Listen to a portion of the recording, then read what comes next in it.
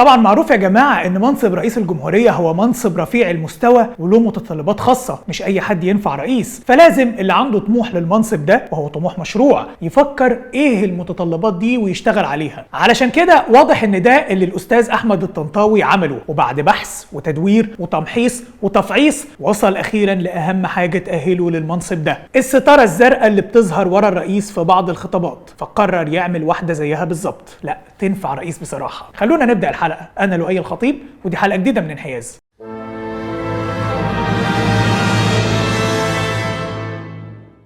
السنين اللي فاتت علمتنا ان اي حاجه المطاريد يأيدوها او يدعموها واي حد يقف وراه لازم ده يخلينا فورا ننتبه، لان الناس دول الجوب ديسكريبشن بتاعهم هو الهجوم على مصر وافساد حياه المصريين. ده شغله في البطاقه عادي. اي حد يطلع يتكلم بالمنطق في الوقت ده ويقول معلومه حقيقيه هيتم مهاجمته وهيتم شيطنته. زي مين؟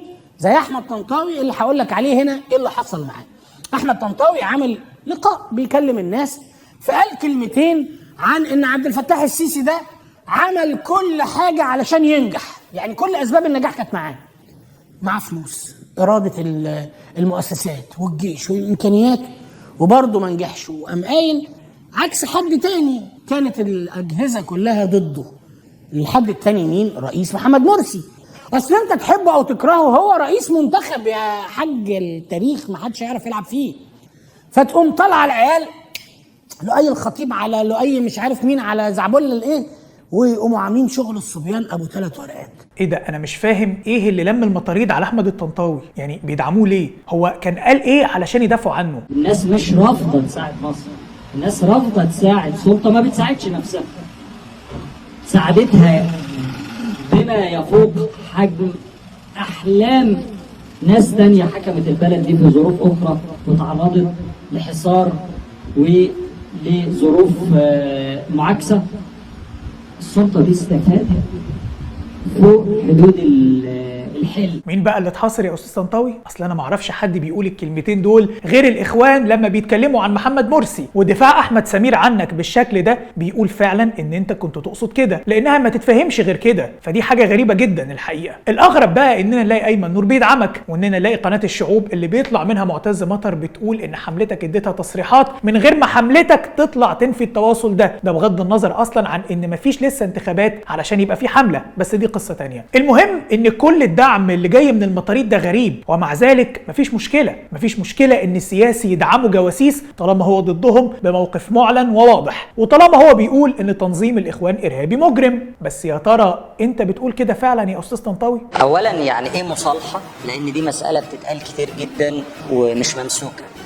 المصالحه ده يعني قرار مجتمع وهو فعل مجتمعي في المقام الاول. تفتكر المجتمع المصري دلوقتي ماسك في خناق بعضه؟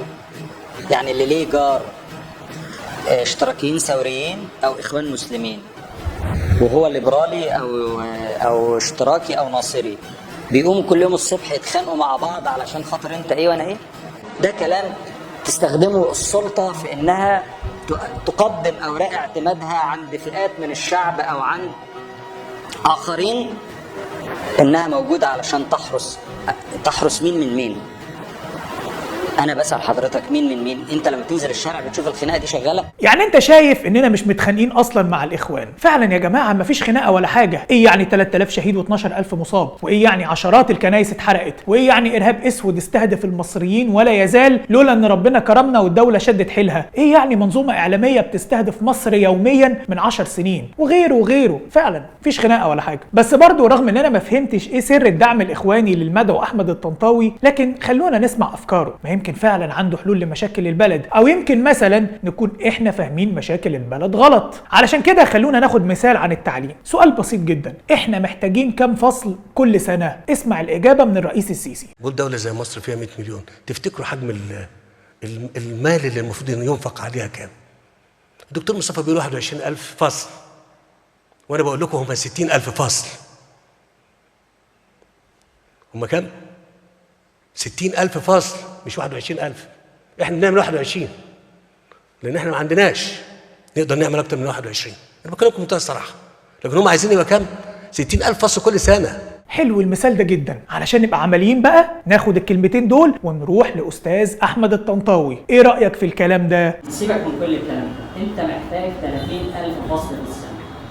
متوسط كثافه الفصل الدراسي كام؟ 30 طالب. ايه رايكم لو نخليهم 50؟ بلاش الاماكن اللي هي بتعدي فيها ال 120. ايه رايكم نخليهم 50؟ 50 في 30 بكام؟ 50 500 في 30,000. مش جاوب من غير ما يحسب. 150,000 150,000 1800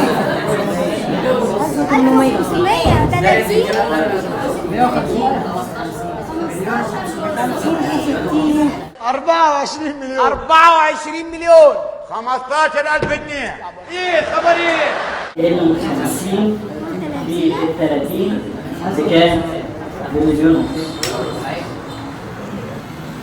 وده عدد لو احنا حسبنا احنا الزياده السكانيه كام مولود في السنه، وافترضنا انهم كلهم بيروحوا المدارس الحكوميه دي، لا حد منهم بيروح انترناشونال ولا حد بيروح خاص، فيتقال احنا عايزين نبني 30,000 فصل دراسي في السنه. الكلام ده معناه ان انت هتفترض ان انت ما عندكش ولا فصل، ان انت كل مجموعه بتدخلهم كل سنه جداد، وان في نهايه السنه دي احنا بنفك الفصول دي ونبيعها مستعمل.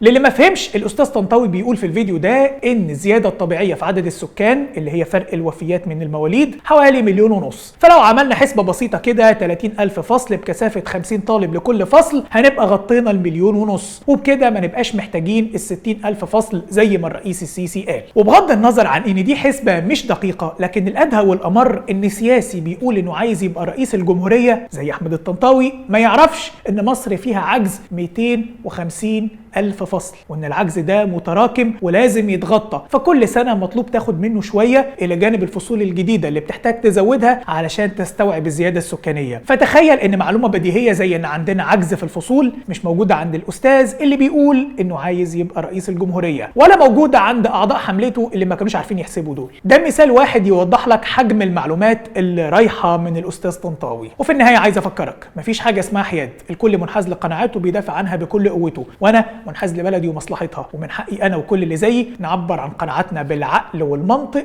والمعلومه. اشوفكم الحلقه الجايه.